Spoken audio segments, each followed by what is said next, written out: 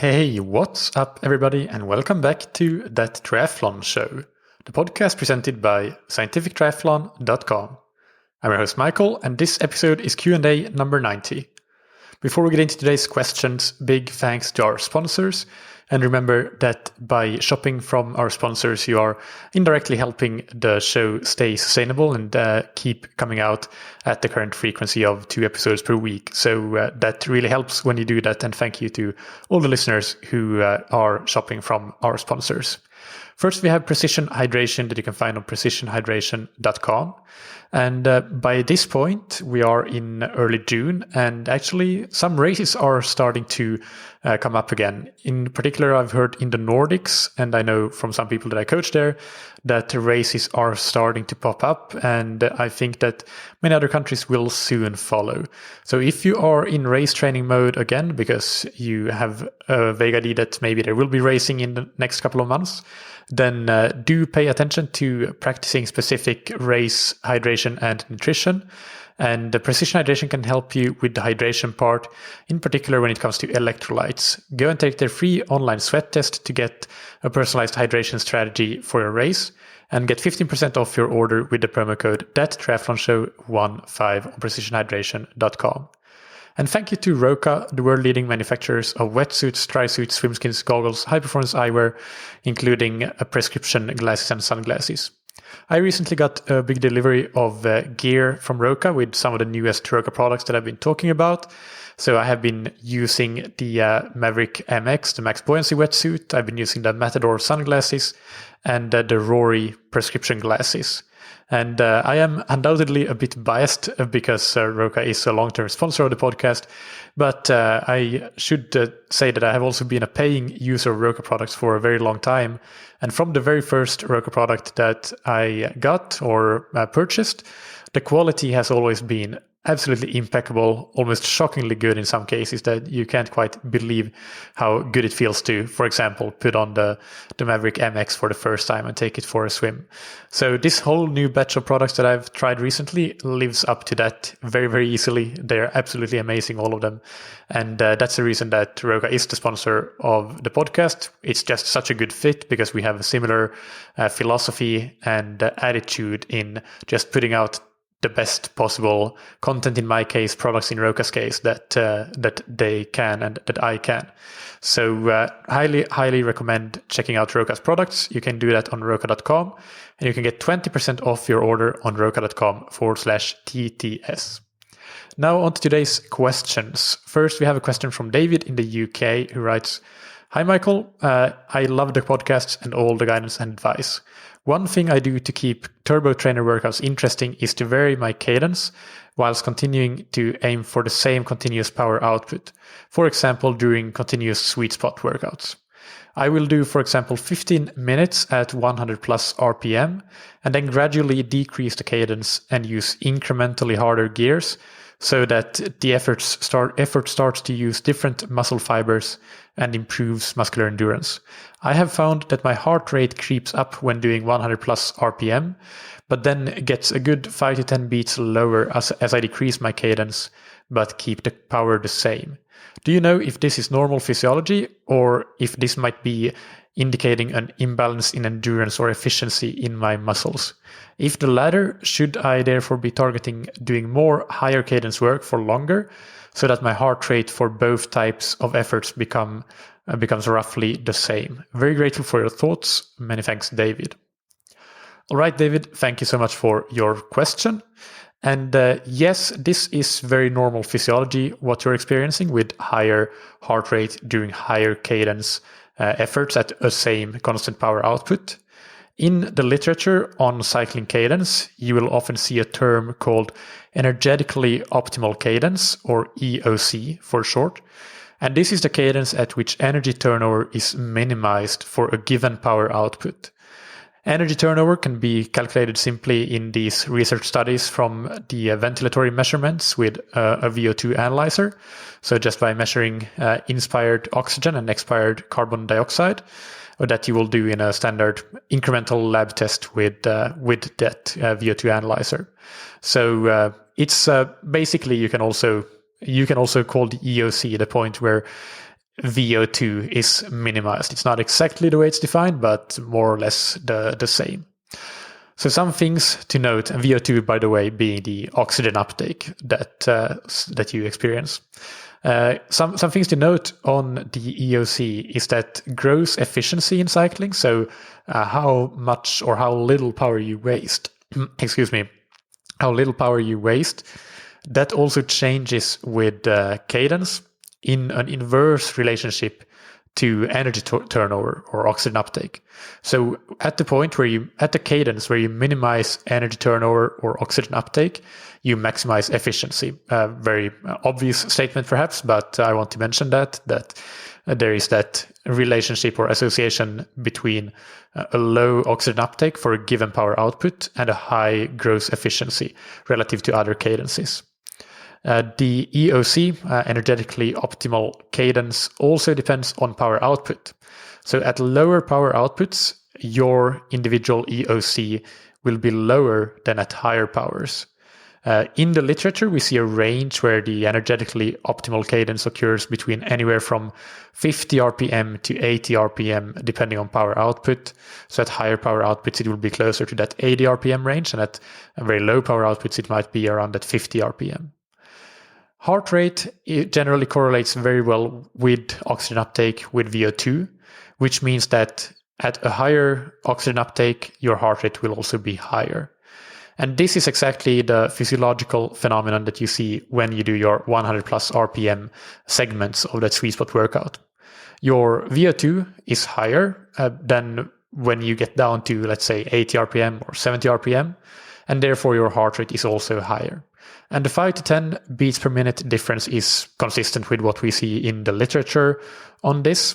And actually, you could even be seeing a larger difference. So that depends a bit on your power output, but it's not big at all, I would say, or not big in the sense that I'm at all surprised to see that is the difference that you're seeing. And I wouldn't have been surprised if you would have written 10 to 15, potentially even 10 to 20 beats per minute. So it's completely normal there. And the reason as for why, well, the hypothesis at least, because I'm not aware that this has been specifically investigated in research, but there are good mechanistic hypotheses for why this happens. And the reason that at very low cadences, your VO2 and energy turnover will increase. So when you go below that, let's say 50 RPM, or if your power output is higher, maybe when you go lower than 60 or 70 RPM, is that you will be having a greater fast twitch muscle fiber recruitment. Remember that at low cadences, your pedal strokes will be of higher force, which means that you will recruit more fast twitch muscle fibers when you are pedaling at a lower cadence. So when you experience that, let's say you're pedaling at close to you're pedaling at sweet spot. Maybe, just to give you an example, your EOC occurs at 65 or 70, let's say 70 RPM at that power output, and then you go down to 60 RPM, and then you see a big increase in the recruitment of fast twitch fibers. These fast twitch fibers are simply less efficient in their use of oxygen than the slow twitch fibers. And this is the reason or the hypothesis for why your VO2 increases when you go lower than your energetically optimal cadence for that given power output. And on the other end of the spectrum, at high cadences, why does your VO2 increase when you increase your cadence beyond your EOC? The hypothesis there is that it's because of an increase in internal power. Internal power means power generated by the muscles to overcome energy changes of body movement, so accelerations and decelerations. Mostly when we're talking about cycling, this would be movements of the legs, of course. But this energy, this internal power, doesn't go into the pedals. It's wasted energy, essentially. But it still requires metabolic energy to fuel that produced internal power, meaning an increase in VO2. So that internal power that gets higher when your leg turnover increases, your cadence increases, and obviously you have more energy changes because of that.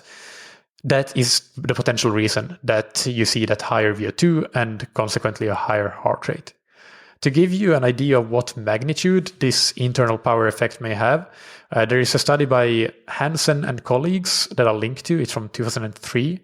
They modeled this phenomenon, so it's not direct measurements, but they used a few different models to calculate internal power. And one of those models, which was very close to another one and fairly close to a third one, reported that the internal power for 3 different cadences, 61, 88, and 115 RPM, was 15 watts, 41 watts, and 91 watts, respectively. So when you compare cycling at, and I can't remember the power that they were pedaling at, so I should have looked that up, but the link will be in the episode description, so you can go and have a look yourself. Compare wasting 15 watts at 61 RPM with wasting 91 watts at 115 RPM. You can understand that that's a clear reason that that heart rate might be significantly higher. External power, so power output, the power you put into the pedals, does have an impact on internal power as well. So when your the pedaling power is higher, so at sweet spot compared to zone 2, for example, that also means that internal power increases. So at your sweet spot workouts that you're using in the example, you are working at a reasonable power output. So these effects of internal power might be magnified when you're going to high cadences. One more thing to note on EOC, again, energetically optimal cadence, is that it is not the same as your self-selected cadence or your freely chosen cadence. The freely chosen cadence has been associated in some studies with the point of minimized neuromuscular fatigue. From what I've seen, I would not call this any conclusive evidence by any means, but it is an interesting hypothesis because in trained cyclists that have a lot of very fatigue-resistant slow twitch fibers, it might then make sense why their freely chosen cadence is potentially higher, maybe even significantly higher than their EOC, their energetically optimal cadence. Because the additional energetic cost of pedaling at a higher cadence, let's say pedaling at 80 RPM instead of 60 RPM, might be a worthwhile trade-off when considering that given the type of muscles you're recruiting, more fatigue-resistant slow twitch fibers instead of less fatigue-resistant fast twitch fibers, it might potentially be that you are avoiding the recruited muscles to be, and the muscle fatigue of the recruited muscles to be the rate limiter, which they might otherwise be, even though you are pedaling at the energetically optimal cadence.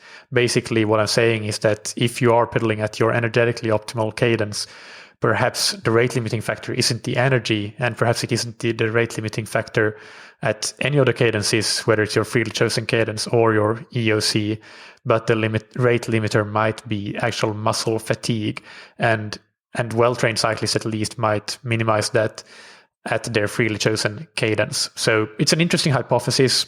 I don't think there's much proven, like it's not conclusive yet, but it's very interesting to consider as a potential hypothesis.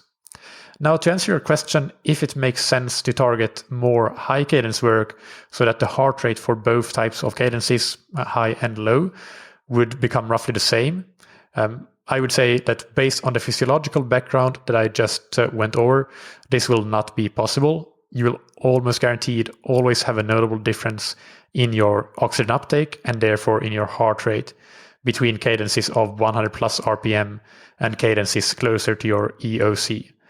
That being said, I'm definitely a proponent of training both high and low cadences. So I think that what you are doing with including both of them is great as it is. And it is in line with what research would recommend as well. There is, I have to say, quite a bit of scarcity in the available research on actual training adaptations from training at different cadences. A systematic review by Hansen and Rennestad from 2017 goes into that in detail, and I'll link to this review in the episode description. But they conclude it is first and foremost worth noting that training at a large range of cadences, from very low to very high, probably will be beneficial for performance in competitive cycling.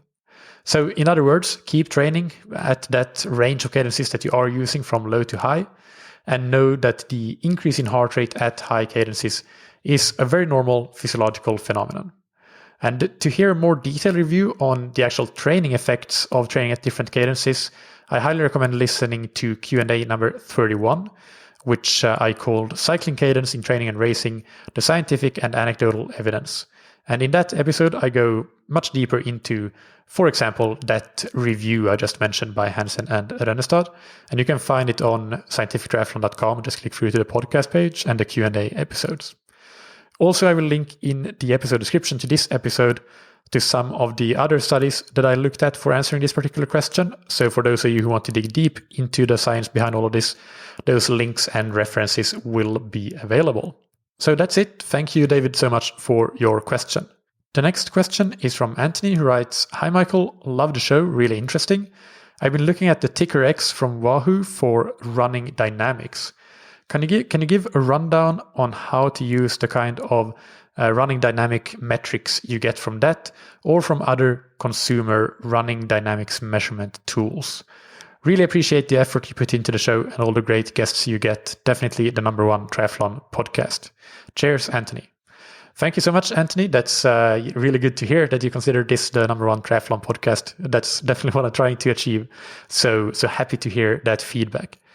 For those who are not aware, running dynamics or running dynamic metrics that Anthony is mentioning here, that refers to metrics like cadence, ground contact time balance, stride length, vertical oscillation, vertical ratio, leg spring stiffness and form power, and similar metrics that you get from devices like the Wahoo Ticker X. You get it from Garmin devices, you get it from the Stride FootPod and other devices as well. And my quite simple answer to this question is that of all of these running dynamic metrics, I only really use cadence. Cadence is, in my opinion, the only one of these metrics that actually is actionable. So just to give a very obvious example of how it might be actionable, I might coach somebody who tends to run at a very low cadence. And that could be something that I can look into. And although there is no magic number that I can point to, if I see that cadence seems on the low side based on the body type of that athlete, then I can ask them to take a film, and then I can have a look and see if they seem to be overstriding and if they would be able to perhaps run more efficiently with a slightly higher cadence. So as I said, there is no magic number. It really comes down to cadence in relation to stride length. In the example that I just mentioned, if I see that the athlete seems to have quite a high stride length or a long stride length, but they do have that low cadence, then there would be another indication that maybe they are overstriding, and we need to look at some video of that to see if that is indeed the case. Do keep in mind that, as I said, body type will have a huge impact on what a typical cadence or the optimal cadence range and stride length range will be. So taller athletes will skew towards longer strides and lower cadences for a given speed compared to shorter athletes. But even for the exact same body type, there's no one single number or ratio to shoot for. But in some cases, it will just simply be very clear from the data that an athlete could benefit from increasing their cadence. And if that is the case, then I can use the cadence data from the devices to basically prescribe workouts and prescribe training such that they target a cadence slightly outside of their self-selected cadence range, so slightly faster, or even short repetitions of very high cadence, just to gradually work on making the comfortable cadence range larger, and eventually they will get closer to what I might think is a better, more efficient cadence for them, with less of a risk of overstriding and therefore injury. On the other end of the spectrum, I do want to mention that example as well. It is quite rare, but if I see that an athlete really seems to be at the upper limit of cadence, that could also be a sign to dig a little bit deeper and try to understand their running and why they are running at such a high cadence, given the speed that they are running at. It might be that the athlete has poor mobility, which causes them to compensate a very short and restricted stride length with high cadence. Or it could just be that the very high cadence compared to their stride length is the most efficient for them at this point in time. But if that is the case, that probably is an indication of room for improvement by perhaps working on running technique or even working on strength training or plyometrics or both to get their stride length to catch up to cadence a bit. Hill sprints and hill running are also run-specific ways in which we could include or increase the force and strength component of running, which might in the long term make them get that a naturally longer stride length to match up to their cadence. As for all the other running dynamic metrics, that was a rundown on how I use cadence or might use cadence. The other ones I already mentioned, I don't really use them much. I might glance at them, but they are of quite minimal interest to me, to be honest. The reason being that I really don't think they are actionable in any way. They might or might not tell you something about an athlete's running style. That is true, but unless we're talking about some extreme ends of the spectrum, that doesn't really tell you at all whether the running style or form is effective or not. Because all evidence that there is from research suggests that there are many different types of running form or style that can be equally effective. And although some studies might find sometimes that this or that parameter is indicative of effective running, generally speaking, there isn't a whole lot of consensus on what parameters might be really signs of effective running, other than some really basic stuff such as overstriding is generally found to be an ineffective running style. I'm not saying though that these other running dynamic metrics don't tell you anything about how good a runner is. It's definitely, there is a correlation. A very fast runner will generally have a ground contact time much lower than a slower runner. So the fast runner will generally have a ground contact time closer to 200 milliseconds, and a slow runner will be closer to 300 milliseconds. But the reason that I don't really consider this important is that I just don't go and tell the slow runner to decrease your ground contact time. I might as well go and tell them to run faster. And that is actually probably a better sort of coaching advice to give them, rather than decrease your ground contact time, because ground contact time might not be the biggest rate limiter for them running faster. But even telling them to run faster, obviously, as you can understand, only works up until a certain point. So for the most part, it's the job of the training plan and the coaching to get them to run faster, and their ground contact time will automatically have improved once they reach a certain level of running and being a faster runner. So in other words, from the perspective of coaching, or self-coaching for that matter, ground contact time in this example is a consequence, not the cause of getting faster. And the same could be said for all the other running dynamic metrics. Now, there is a potential argument that you could use for using running dynamic metrics. And you could say that, well, the right way of using these metrics is to look at trends over time to determine your progress. And it is true that is a better way of using them. But in my opinion, it doesn't change the fact that there are so many different running styles that can work that I don't think we can pinpoint any metric as the one that is the reason you got faster or you didn't.